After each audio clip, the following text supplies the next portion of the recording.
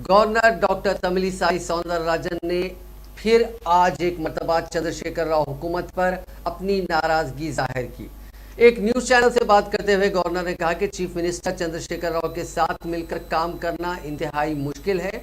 जमहूरी तर्ज पर मुंतखब होने वाले चीफ मिनिस्टर डिक्टेटर्स में तब्दील हो रहे हैं।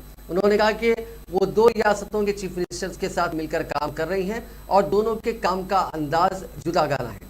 ये जमहूरियत के लिए मुनासिब अमल नहीं है। उन्होंने कहा कि अगर गवर्नर के साथ हुकूमत के इख्तलाफात पाए जाते हैं तो बातचीत के जरिए उन्हें हल किया जा सकता है, लेकिन ऐसा ना करते हुए शख्सी तौर पर तनकीदें करना मुनासिब अमल नहीं है। तमिलिसाई सौंदरराजन ने कहा कि चीफ मिनिस्टर की जानिब से सिफारिश करदा हर फाइल को मंजूरी देना ज़रूरी नहीं है।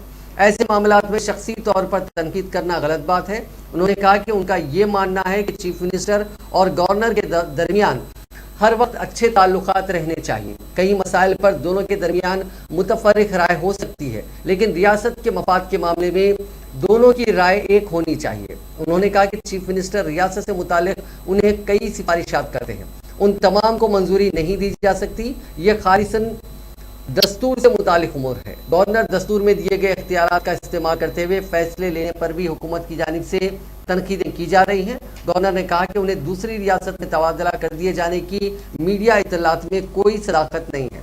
वो तेलंगाना ही में अपनी खिदमात अंजाम देंगे।